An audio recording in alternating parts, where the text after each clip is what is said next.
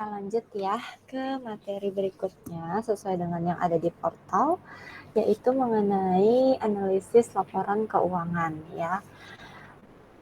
Saya tampilkan dulu materinya.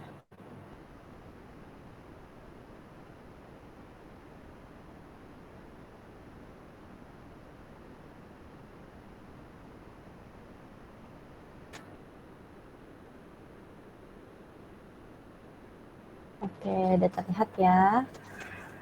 Oke, untuk hari ini materinya mengenai analisis laporan keuangan atau atau financial statement analysis. Seperti yang sudah disampaikan di minggu pertama bahwa untuk materi ini karena hitungan maka dibutuhkan alat kalkulator ya. Kemudian dari topik ini mahasiswa diharapkan dapat menghitung berbagai rasio berdasarkan perbandingan nilai dalam laporan keuangan sebagai pedoman pengambilan keputusan ya, karena kalau belajar manajemen keuangan diharapkannya kan dapat menjadi manajer keuangan ya. Nah, manajer keuangan itu akan dihadapkan pada pengambilan keputusan. Salah satu dasar untuk pengambilan keputusan ini adalah dengan hasil analisis laporan keuangan ya. Nah, bedanya apa sih manajemen keuangan dengan akuntansi? Kalau akuntansi lebih kepada penyusunan dari bukti-bukti keuangan atau bukti-bukti transaksi keuangan sehari-hari menjadi laporan keuangan gitu ya. Mungkin kalau kalian ingat di prinsip akuntansi itu soal-soalnya itu bukan angka-angka, soal-soalnya itu justru cerita-cerita, benar ya, kayak misalnya tanggal sekian membeli peralatan dengan uang kas sebesar sekian, atau membeli dengan berhutang sekian. Terus kalian jurnalkan dulu debit kreditnya, kemudian bikin buku besar, kemudian baru sampai laporan keuangan, laporan posisi aset, dan sebagainya. Sedangkan di manajemen keuangan, kita melakukan analisis dari hasil yang dilakukan oleh si akuntan tersebut. Gitu ya. Jadi si orang akuntansi menyusun sampai laporan keuangan jadi, sedangkan kita akan menganalisis dari justru kita baru start awal dari si laporan keuangannya tersebut. Gitu ya. Nah, untuk melakukan analisis laporan keuangan ini, nah di sini dikatakan tidak berfokus pada angka akuntansi ya, tapi kita tetap tujuannya adalah untuk menciptakan nilai bagi si pemegang saham ya. Pada akhir-akhirnya sama seperti tujuan fundamental perusahaan yang sudah kita bahas di minggu pertama ya. Di setiap modul ini akan ada teori-teori seperti ini, tapi kita teorinya singkat ya, kita tidak perdalam teorinya karena sayang waktunya. Lebih baik kita perdalam di latihan soal atau contoh soalnya ya. Sedangkan teorinya kalian bisa searching, bisa cari tahu sendiri, atau kita masih bisa diskusi lah ya by chat. Tapi kalau hitung-hitungannya kan nanti mungkin lebih baik di Fitcon, dimanfaatkan di Fitcon gitu ya. Nah, sedikit pengantar yang perlu dibahas di sini adalah pada poin A dan B di Word ini ya. Jadi, di forum sudah saya berikan pertanyaan, apa tujuan perusahaan, tujuan analisis laporan keuangan ya, dari sisi internal dan eksternal. Jawabannya adalah A dan B ini.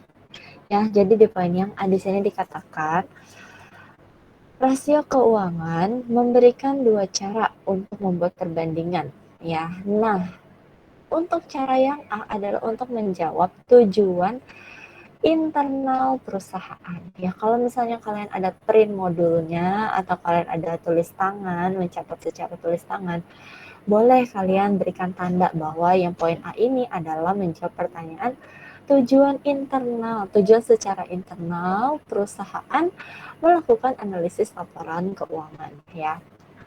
Saya perjelas sedikit. Untuk poin yang A yang dimaksudkan di sini adalah sebuah perusahaan melakukan analisis laporan keuangan untuk jangka waktu untuk beberapa jangka waktu terakhir, ya. Jadi beberapa jangka waktu terakhir. Yang berikutnya, data atau hasil analisis beberapa tahun terakhir ini dianalisis apakah ada kenaikan atau malah terjadi penurunan. Nah, itu dianalisis dari tahun ke tahun, ya.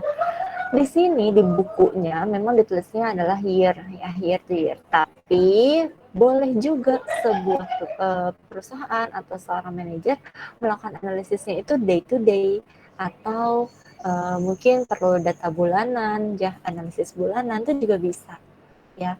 Tergantung keinginan atau sudut pandangnya si perusahaan atau si analis, ya. Yang pasti kalau internal ini dilakukannya adalah dari periode ke periode, dengan yang penting apa ya, jaraknya itu sama. Jadi kalau misalnya mau bandingkannya tahunan, ya tahunan, jangan tiba-tiba nyelip di tengah-tengah tahun gitu ya. Jadi harus seimbang, setara gitu. Itu yang pertama. Yang kedua adalah membandingkan rasio keuangan perusahaan ini dengan perusahaan lain atau industri, rata-rata industri, ya. Di sini perlu digarisbawahi bahwa perusahaan lain yang dimaksud adalah perusahaan lain yang sejenis, ya, atau perusahaan yang di dalam sektor yang sama, ya. Maksudnya sejenis apa, Miss? Jadi tidak bisa kita membandingkan besarnya hutang perusahaan perbankan misalnya dengan besarnya hutang perusahaan manufaktur misalnya, ya. Karena hutang dari dua sektor ini punya kepentingan dan makna yang berbeda-beda. Ya, jadi setiap sektor beda-beda, terutama yang manufaktur ini. Mungkin bagi salah satu sektor, kalau berhutang 50% itu sudah buruk sekali. Mungkin ya. Tapi kalau manufaktur tidak demikian, ya. Manufaktur hutang yang banyak belum tentu buruk, ya, karena biasanya nih kalau manufaktur dia kan butuh aset tetap yang lebih banyak, ya. Butuh mesin yang banyak, itu mesin itu kan harganya besar, ya, tinggi. Jadi asetnya banyak, sulit jika dipenuhi hanya dari equity, sehingga perlu liabilities, ya. Oleh karena itu, untuk manufaktur biasanya kalau lebih dari 50% pun belum tentu buruk. Itu, ya. Nah, ini yang harus dilakukan, harus di-compare antar perusahaan di sektor yang sama. Ya, kuncinya itu, tidak boleh di sektor yang berbeda. Kalau tidak mau di sektor, kalau tidak mau di perusahaan ke perusahaan, boleh juga membandingkannya satu perusahaan dengan rata-rata industri. Ya, rata-rata industri. Misalnya kalian dalam perusahaan sepatu misalnya, ya, kalian membandingkan, oh, penjualan sepatu saya misalnya salesnya, ya, sales saya tahun ini sekian. Rata-rata perusahaan sepatu tuh rata-rata ada di berapa sih penjualannya? Nah, itu juga bisa, ya. Atau kalau kalian mau bandingkan yang gampang, ya, bayangkan yang gampang tuh misalnya harga saham. Kalian punya tahu nih harga saham perbankan sekian. Kalian cek IHSG, ya, rata-rata harga saham gabungan. Nah, itu yang dimaksud dengan rata-rata industri, gitu ya. Kita lanjut lagi. Nah, ini adalah pengguna rasio keuangannya, ya, pengguna analisisnya. Tidak hanya oleh manajer keuangan saja secara internal, tapi juga bisa dimanfaatkan atau bisa di-request atau dibutuhkan oleh si investor atau pemberi pinjaman atau pemasok, karyawan, pelanggan, dan lain-lainnya. Makanya di minggu lalu saya bilang kalau perusahaan yang sudah terbuka itu harus benar-benar istilahnya keuangannya harus telanjang dalam tanda kutip, ya, karena banyak sekali yang memerlukan laporan keuangannya. Oke, gimana Natalia, ada mau ditanyakan? Sorry Miss, Iya, kalau yang B itu tadi untuk tujuan eksternal ya Miss? iya, betul sekali, yang B eksternal, ya Oke, Natalia. thank you ya Miss. Iya. Oke, berikutnya. Nah, untuk melakukan analisis laporan keuangan, kalian dituntun dengan 5 pertanyaan ya.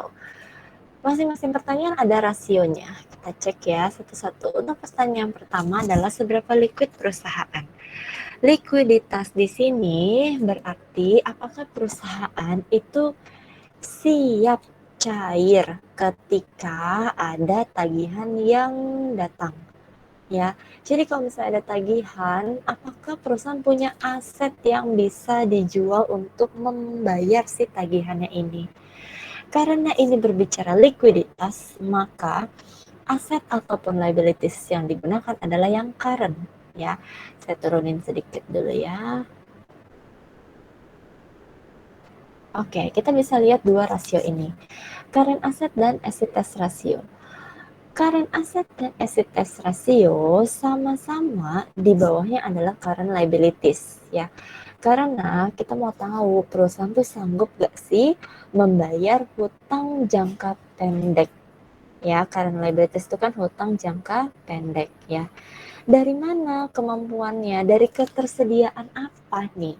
Nah, kalau yang current ratio ingin melihat kemampuan perusahaan membayar hutang jangka pendek dari ketersediaan seluruh current asset.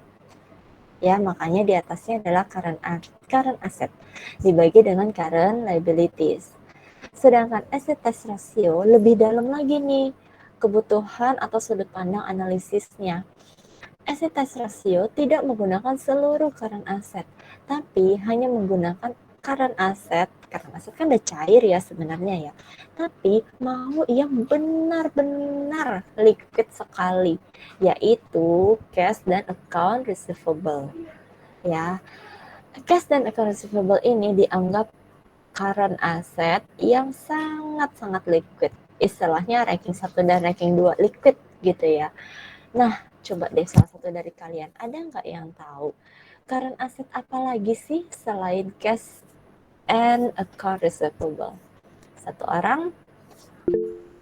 Oke, Sharon. Gimana? Apa contohnya? Piutang masuk nggak nih? Apa? Piutang masuk nggak ya? Piutang. Oke. Piutang, benar atau enggak ya current asset piutang? Ada yang mau kasih pendapat yang lain?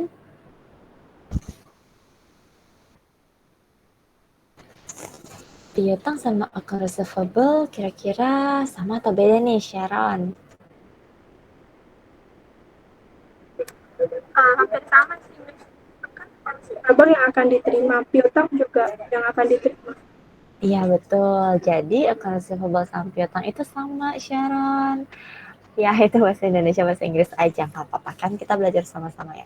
Nah Sharon dan teman-teman, selain piutang atau account receivable dan cash, ada apa lagi ya kira-kira di current asset? Satu Saham aja. bisa gak, Miss? Miss, Natalia saham peralatan ya. Miss. Peralatan siapa yang jawab tuh? Gabriel Miss. Gabriel, oke. Gabriel NIM-nya berapa? Belakangnya 3 angka? 182 Miss. 182. Oh oke, Gabriel Rengga ya? Iya Miss. Oke, sip. Betul sekali, Gabriel. Contohnya adalah peralatan.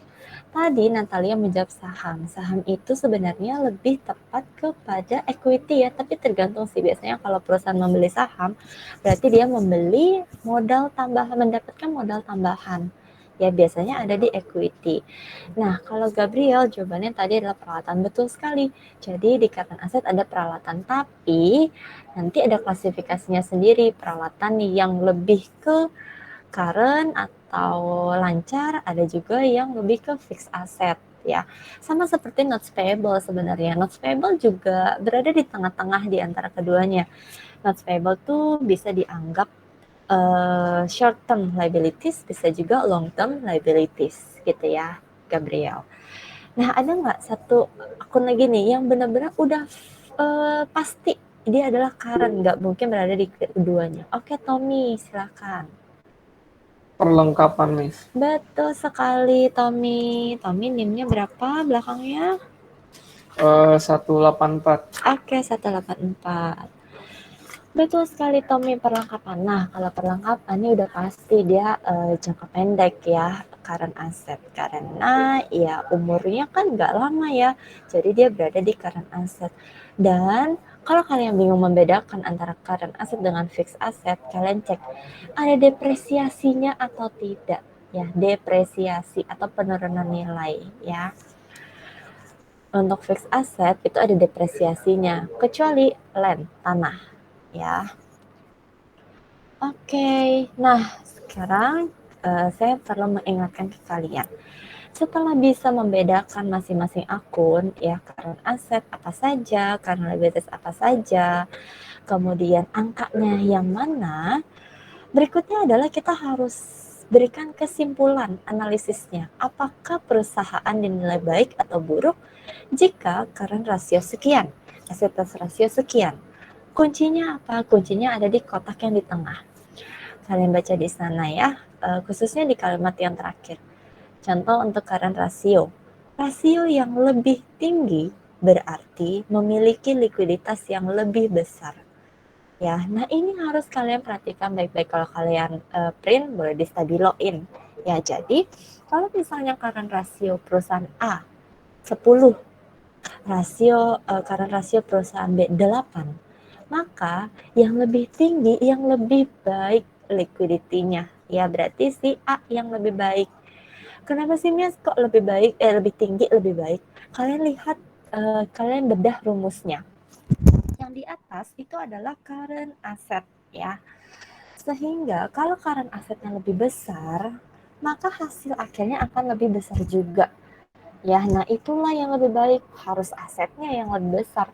Artinya perusahaan semakin mampu untuk membayar current liabilities gitu ya. Kalau liabilitiesnya lebih tinggi, asetnya kurang, ya berarti dia nggak mampu bayar current liabilities. Ya, jadi kalau kalian bingung nih, kalian bedah saja rumusnya. Ya, ini adalah akun yang rasio, kelompok rasio yang pertama. Ya, nah kelompok rasio yang pertama dia mau ditanyakan. Gak ada ya, kita lanjut. Kelompok rasio yang kedua atau menjawab pertanyaan yang kedua, nah ini apakah manajer perusahaan menghasilkan laba operasi yang memadai dari aset perusahaan? Jadi, poin yang pertama tadi kan kita bicara aset juga ya, tapi kita bandingkan dengan liabilities. Nah, yang kedua ini kita cek apakah aset-aset yang dimiliki perusahaan itu menghasilkan laba atau enggak. Jadi, jangan kalian pikir beli mesin sebanyak-banyaknya pasti untung. Beli pabrik sebanyak-banyaknya pasti untung. Belum tentu. Kalau mesin atau pabriknya tidak bisa diputar, tidak bisa menghasilkan laba, ya nggak bagus. Gitu ya, makanya kita butuh rasio ini. Nah, ada apa saja rasionya? Yang pertama, saya jelaskan per kelompok saja ya, supaya kalian lebih mudah memahaminya. Nih, kelompok yang pertama adalah ini. Operating return on asset dan operating profit margin. Operating return on asset dan operating profit margin itu sebenarnya hampir sama ya. Fokus utamanya adalah di operating profit ya, laba operasi. Yang membedakannya adalah yang di bawahnya atau pembaginya. Yang operating return on asset, operating profitnya dibagi dengan total aset. Ya, berapa banyak sih total aset yang dimiliki perusahaan bisa mendatangkan si operating profit. Sedangkan operating profit margin berarti kita membahas sales. Seberapa banyak sih sales yang didapatkan itu bisa memberikan dampak pada operating profit. Ingat, sales tidak seluruhnya tunai, bisa saja kredit. Ya, jadi kita mau cek lagi nih apakah seluruh sales, ini masih membahas seluruh ya, bisa memberikan dampak ke operating profit ya. Jadi persentase untuk operating return on asset dan operating profit margin yang semakin besar, maka operating profitnya semakin besar dan itulah yang diharapkan perusahaan. Jadi semakin besar semakin baik. Ya, ini membahas operating profit. Ini lebih mudah sih ya, karena kan profit pasti lebih besar lebih baik ya. Dua rasio ini hampir sama ya. Nah, berikutnya kalau kalian udah download modulnya, boleh juga sambil kalian naik turun juga ya. Ini ada total asset turnover. Ya, kita cek lagi, kita skip dulu yang days in receivable. Ada account receivable turnover, ada inventory turnover, dan ada fixed asset turnover. Ya, 4 rasio ini semuanya turnover. Oke, ini saya naik turunnya. Nah, 4 rasio ini turnover. Total asset turnover, bawahnya adalah judul rasionya. Ini saya kasih tahu clue-cluenya ya untuk menghafal mungkin atau memahami. Yang turnover ini di bawahnya ini ya, ini adalah judul rasionya ya. Total asset turnover berarti bawahnya total aset. Account receivable turnover bawahnya adalah account receivable.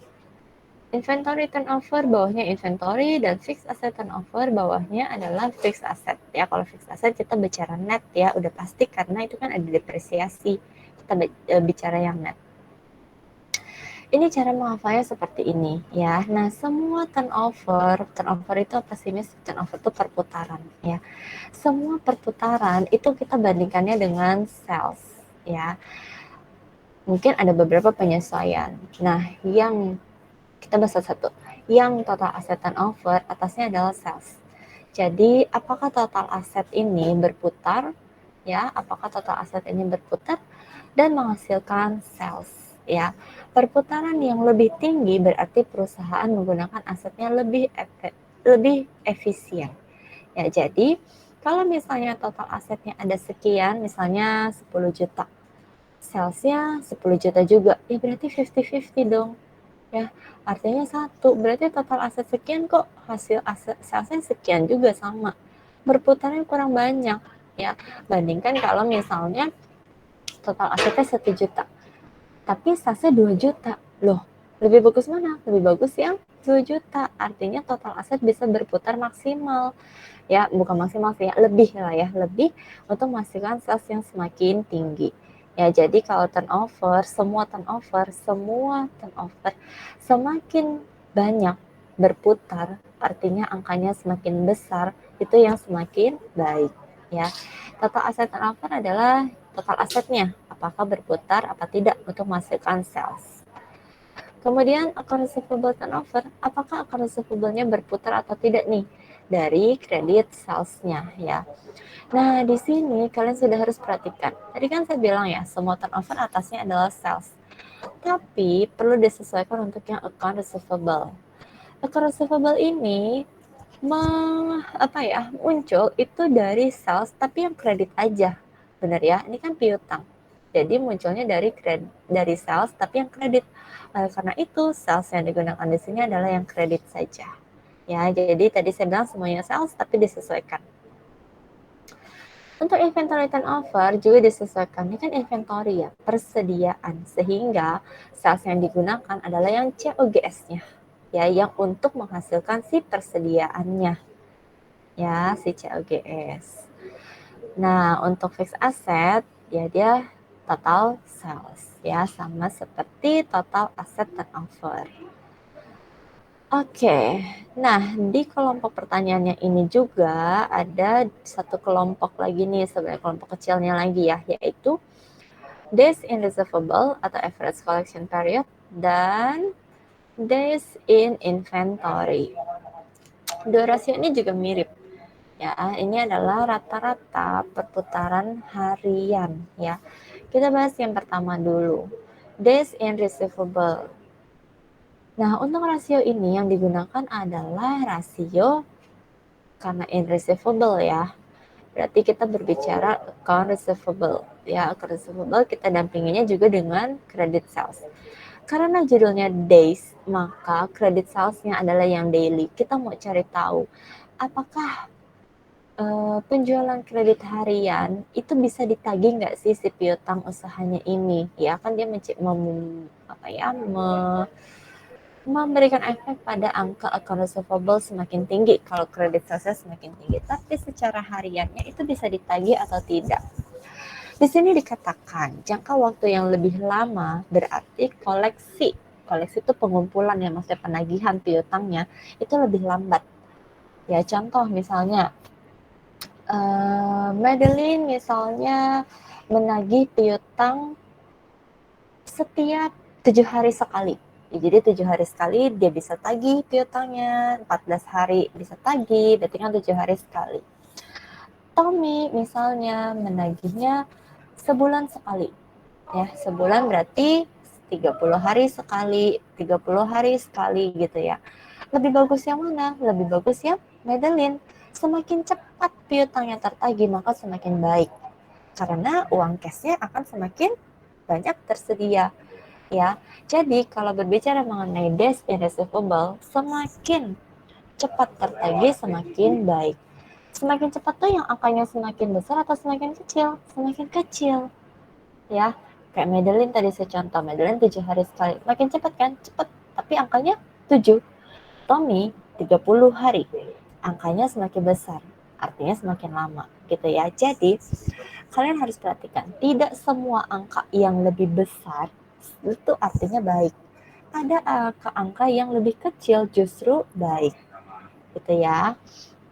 Ini berbicara mengenai penagihan piutang. Yang mirip juga adalah days in inventory. Kalau ini semakin banyak hari yang dibutuhkan, maka semakin rendah kualitas persediaan. Kita cek di sini rumusnya. Ini kita gunakan rumus inventory karena kita mau cari tahu berapa lama sih rata-rata persediaan, ya. Berapa lama rata-rata persediaan perusahaan diadakan sebelum dijual. Ya, jadi kalau rasio ini menunjukkan semakin besar angkanya, ya semakin besar angkanya berarti inventorinya atau persediaannya itu semakin lama disimpan, ya semakin lama disimpan. Baik atau buruk? Ya buruk, bisa berefek pada kualitas persediaannya. Semakin kecil angkanya berarti semakin cepat persediaan ini berubah menjadi penjualan. Gitu ya. Jadi kalau misalnya kalian bayangkan nih ya, ada satu gudang, persediaannya menumpuk. Gimana menurut kalian? Bagus mana nih? Bagus persediaannya cepat keluar jadi penjualan atau lama di dalam? Bagus yang cepat. Ya. Jadi kalau semakin cepat dia berubah, istilahnya gimana ya? Mungkin bahasa sehari-harinya semakin cepat barang yang di gudang keluar, ya, itu semakin baik. Kualitasnya akan tetap terjaga. Sehingga angka days in inventory yang semakin baik adalah yang angkanya semakin kecil. Ya, sama seperti days in receivable tadi. Gitu ya. Oke, lanjut lagi. Mungkin sampai sini dulu. Ada yang mau ditanyakan? Gak ada ya? Kita lanjut lagi. Ini adalah pertanyaan yang ketiga, bagaimana perusahaan membiayai asetnya, ya. Di sini ada 2 rasio. Rasio yang pertama adalah debt ratio, yang kedua adalah times interest rate. Bagaimana perusahaan membiayai aset? Nah, kalau di sini mungkin kalian harus bayangkan neraca, ya. Neraca yang ada sebelah kiri dan sebelah kanan. Kalau sebelah kiri pembaca, ya sebelah kiri pembaca itu adalah aset. Sebelah kanan pembaca itu adalah liabilities and equity, ya. Ingat, neraca ini yang punya ciri-ciri kalau sisi kiri dan sisi kanan jumlahnya harus seimbang, harus sama. Ya, ingat ya, itu adalah neraca. Artinya kalau punya aset 1 miliar, maka total hutang dan equity atau liabilities and equity itu harus 1 miliar juga, ya. Kenapa sih Miss angkanya harus sama? Karena kalau kita beli aset, belinya pakai apa? Iya sih belinya pakai cash ya. Tapi sumbernya atau financingnya atau pendanaannya itu dari mana? Dari uang kas yang bentuknya hutang atau uang kas yang equity. Ya, misalnya beli mesin segala macam, inventory segala macam, total asetnya 1 miliar. sumbernya 60% dari hutang, 40% dari equity. Bisa nggak? Bisa. Itu yang disebut financing atau pendanaan, ya. Berapa besar persentase hutang dan modal membiayai si aset?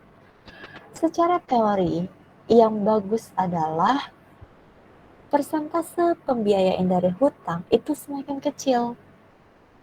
Lebih baiknya yang semakin besar adalah yang dari modal atau equity. Ya, kenapa? Karena kalau pembiayaan dari hutangnya semakin besar, masih ada dampak-dampak berikutnya, yaitu beban bunga misalnya. Ya, ada pembayaran yang jatuh tempo, pokok pembayaran yang jatuh tempo di kemudian hari yang menjadi beban untuk prinsipal debt-nya, ya, pokok pinjamannya. Itu akan menjadi beban perusahaan. Makanya financing ini harus diperhatikan, jangan sampai terlalu banyak di debt, ya, untuk membiayai si aset. Oleh karena itu, karena concernnya adalah di debt, maka rasio yang digunakan di sini adalah debt ratio, ya. Debt ratio debt ratio ini adalah total debt dibandingkan dengan total aset, ya. Sama seperti yang barusan saya ilustrasikan sebenarnya. Total debt, misalnya total debt-nya 600 juta. Total asetnya si 1 miliar tadi, berarti persentase total debt-nya adalah 60%. Ya. Nah, itu cara menghitung debt ratio, ya. Nah, maknanya bagaimana di sini? Semakin tinggi rasio hutang, semakin banyak risiko keuangan yang diasumsikan perusahaan. Jadi, semakin tinggi debt ratio, semakin buruk, ya. Kebalikannya nih dari yang debt in receivable tadi, ya. Sama ya. Kalau misalnya sama, semakin besar semakin buruk, semakin besar semakin lama nagih piutang, sama. Ya, bedanya dengan current ratio. Current ratio semakin besar justru semakin baik, ya. Nah, untuk debt ratio kalian perlu perhatikan atau berikan catatan. Total debt yang dimaksudkan di sini adalah campuran short term liabilities dan long term liabilities, ya. Kenapa saya berikan catatan ini ke kalian? Karena banyak senior kalian yang kelupaan, buru-buru kan ya, semangat buru-buru tapi lupa hanya menghitung long term-nya aja, ya. Maka itu saya berikan clue dari sekarang supaya tidak terjadi hal yang sama, ya. Jadi total debt di sini adalah short term dan long term. Jadi semua total debt, ya. Kemudian times interest earn. Nah, untuk times interest earn ini adalah seberapa besar sih kemampuan perusahaan dalam membayar beban bunga. Ya, di sini yang digunakan atau sudut pandangnya adalah interest expense. Jadi setelah berhutang, kuat nggak bayar bunganya? Utang boleh gede, tapi punya nggak kemampuan untuk bayar hutang? Bayar beban hutang, ya. Maka di sini yang digunakan adalah interest expense. Dari mana hitung kemampuan membayar interest expense? Dari operating profit. Ya, ingat yang di sini yang digunakan adalah operating profit. Nilai yang lebih tinggi berarti perusahaan lebih dapat melayani hutangnya. Artinya, kalau operating profit semakin besar, dia semakin mampu, semakin kuat untuk membayar interest expense. Itu yang lebih baik, ya. Misalnya nih kalian punya operating profit 10.000. Bunganya adalah 1.000. Berarti kalian mampu membayar 10 kali bunga. Benar ya, saya ulang. Operating profit kalian 10.000. Bunganya adalah 1.000. Berarti berapa banyak kalian bisa berhutang? 10. Kalau misalnya operating profit kalian ternyata 20.000, ya, berarti kalian bisa membayar hutang 2 kali lipat, yaitu 20 kali. Ya, nah semakin banyak operating profit, semakin banyak kemampuan kalian untuk membayar interest expense, ya. Kenapa sih interest expense-nya perlu diperhatikan juga? Karena mungkin tadi saya sempat bilang ya, manufaktur butuh aset yang besar jumlahnya. Jadi berhutang semakin berhutang semakin besar, itu ada yang menilai ya, investor nih ya, ada investor yang menilai kalau perusahaan manufaktur mampu berhutang lebih banyak, itu lebih baik loh. Karena dianggap perusahaan memiliki kesempatan untuk memutar aset-asetnya walaupun sumbernya hutang, tapi punya modal lah, punya aset ya, punya mesin banyak gitu untuk mendatangkan sales ya, dibandingkan perusahaan manufaktur yang mesinnya cuma sedikit ya, walaupun hutangnya nggak ada gitu ya. Nah, kenapa butuh TIR ini, times interest and ratio? Karena selain melihat berapa persen debt-nya, perlu dilihat juga mampu nggak dia bayar beban bunganya. Jangan cuman bisa maksimalin hutangnya aja gitu ya. Oke, untuk kelompok rasio yang ketiga tadi ada yang mau ditanyakan kah? Belum ada ya? Lanjut lagi. Ini adalah pertanyaan yang keempat. Apakah manajer perusahaan memberikan pengembalian yang baik atas modal yang disediakan oleh pemegang saham? Nah, ini berbicara mengenai pengembalian, berarti kita berbicara mengenai return, ya, mengenai profit, mengenai net income, ya. Tapi di sini dia bilang atas modal yang disediakan pemegang saham, artinya net income-nya kita bandingkan ke total common equity, ya. Net income dibandingkan dengan total common equity. Di sini dikatakan hasil yang hasil dari seberapa baik manajemen dalam menghasilkan laba operasi atas aset.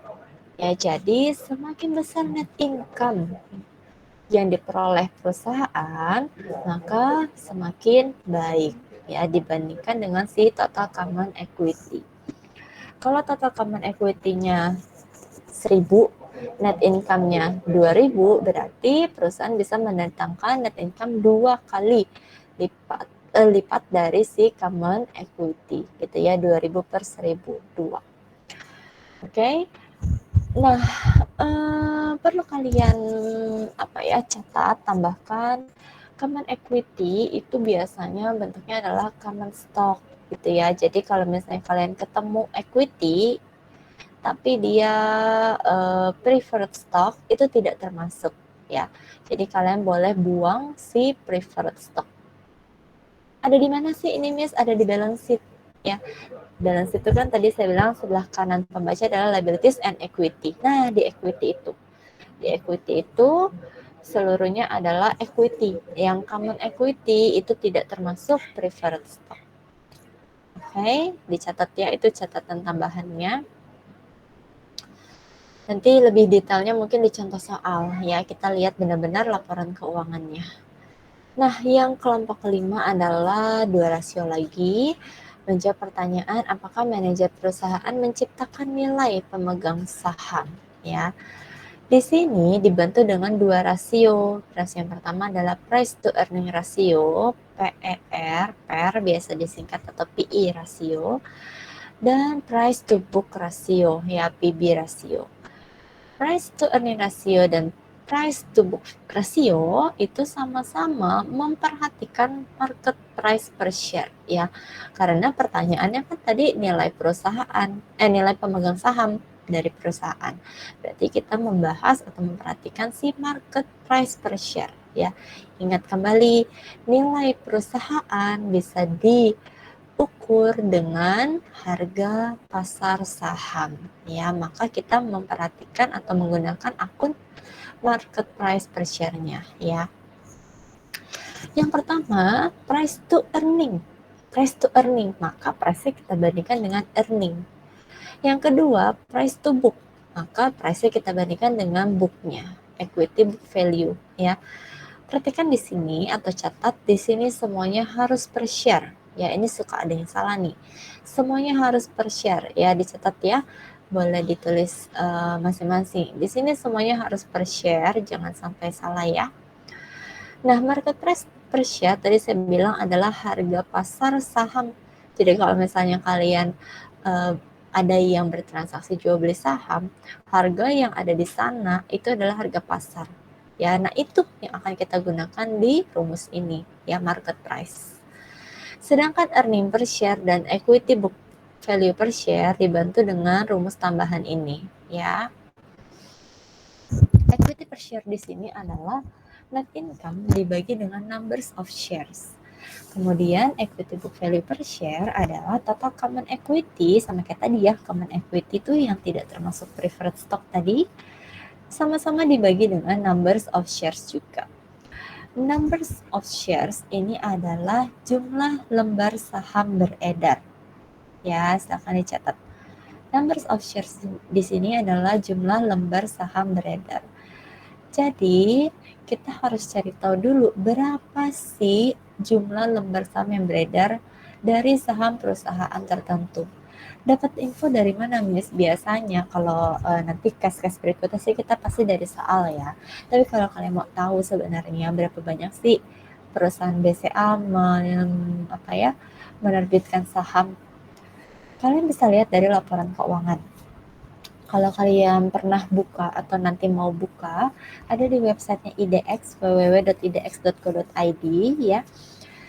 Di situ kalian bisa download berbagai macam, dan untuk mempermudah kalian boleh download yang ringkasan laporan keuangan ya, yang ringkasan. Nah, di ringkasan itu di atas sebelah kanan ya, di pojok kanan atas itu ada tertulis berapa jumlah lembar saham yang beredar ya. Nah, itu kalau kalian mau iseng-iseng mau coba lihat-lihat laporan keuangan yang udah diringkas, boleh di sana ya. Kalau mau lihat laporan keuangan yang lengkap boleh nggak, Miss? Boleh, tapi takut nanti kalian mabok ya. Jadi boleh lihat dari yang singkat dulu, yang ringkas dulu ya.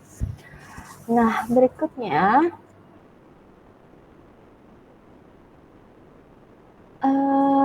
berikutnya adalah contoh soal ya. Nah,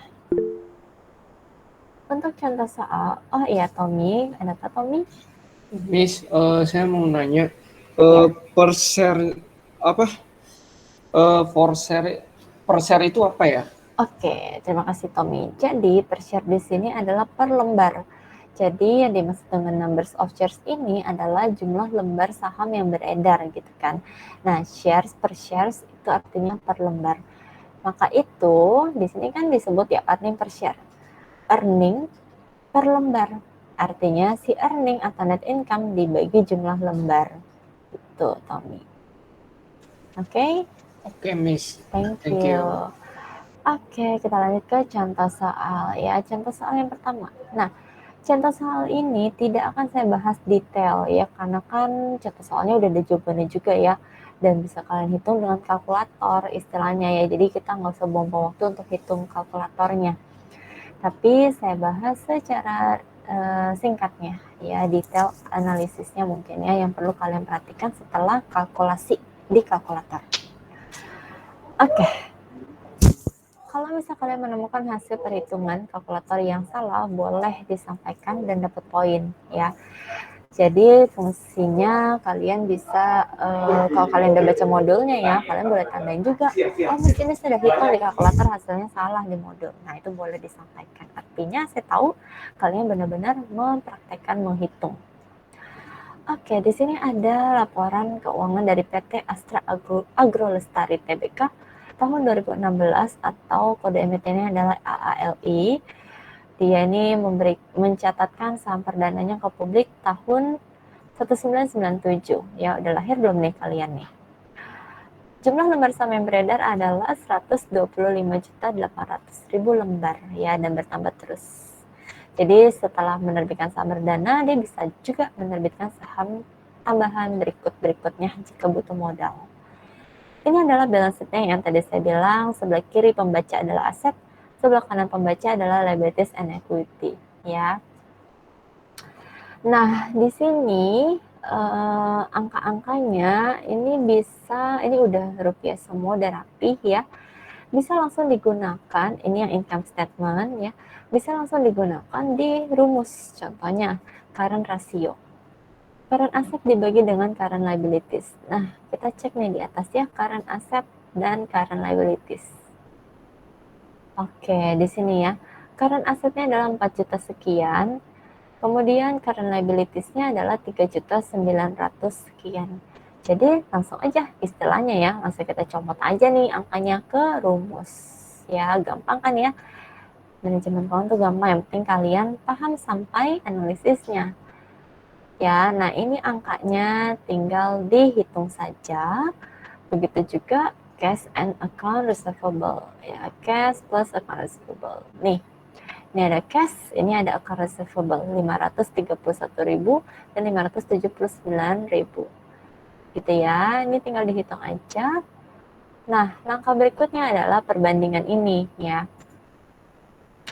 Setelah dapat angka AALI, karena rasionya adalah 1,03, kita bandingkan dengan industri.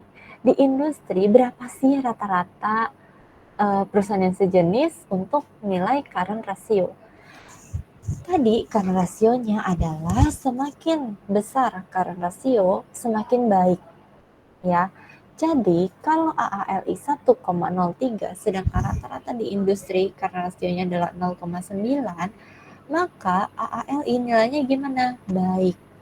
Dia bisa lebih tinggi dari industri. Artinya ya, kalau current ratio, artinya dia punya kemampuan atau punya ketersediaan current asset yang jauh lebih tinggi atau jauh lebih besar dari atau terhadap current liabilities-nya. Ya, jadi mau berhutang jangka pendek sekian, dia masih mampu lah, masih liquid lah ya, dilihat dari current asetnya. Nah, untuk asset test ratio AALI 0,28.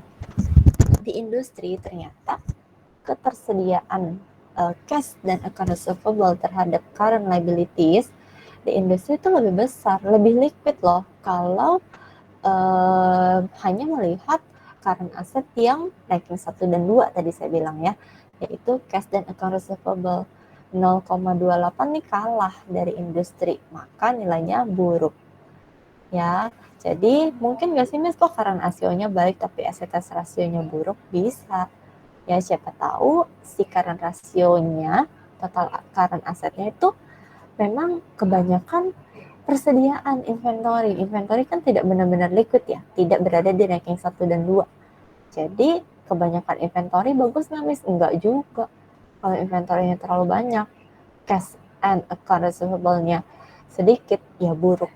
Bisa buruk sama seperti si AALI ini, gitu ya.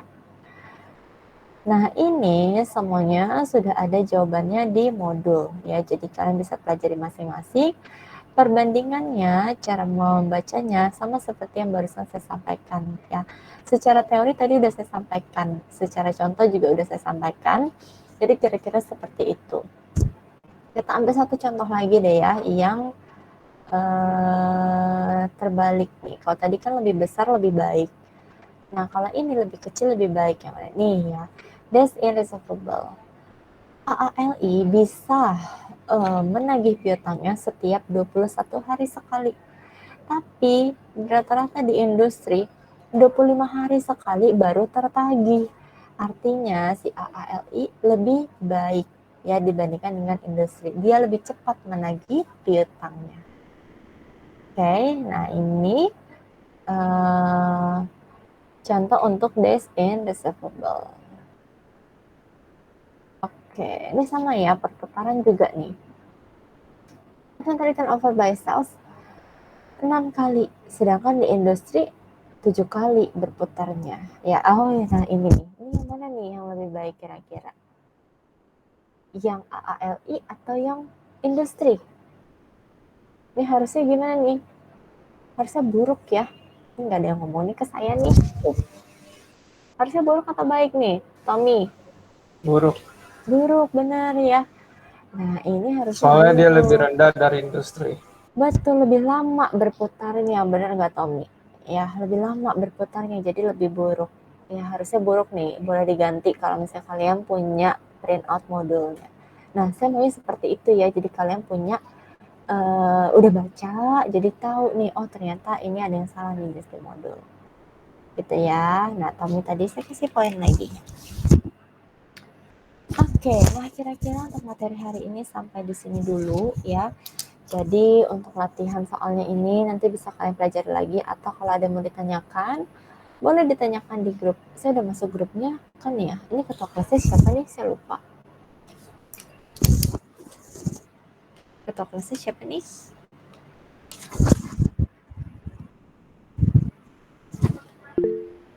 Gak masuk? Oh, Teresa. Mana Teresa? Teresa Widya ya? Oke. Nah, ada yang mau ditanyakan sampai di sini? Gak ada? Kalau nggak ada yang mau ditanyakan, saya mau mengingatkan sekali lagi ya. Kalau sebentar Tommy ya. Jadi kalau VidCon diharapkan kalian bisa open cam-nya ya. Jadi saya tahu kalian memang ada stay di sini dan akan sesekali saya panggil kalau misalnya saya mau nanya atau mau berkenalan gitu ya, saya akan panggil. Nah, pada saat saya panggil itu harus open cam, itu wajib. Dan pada saat mau bertanya juga harus open cam ya. Kemudian tidak boleh meninggalkan Google Room-nya ini tanpa izin. Kalau misalnya mau ke toilet ya bilang aja gitu ya, karena saya nggak mau ketika saya sudah menyudahi atau mengakhiri VidCon masih ada yang nyangkut di sini ya. Jadi saya nggak mau kayak gitu ya.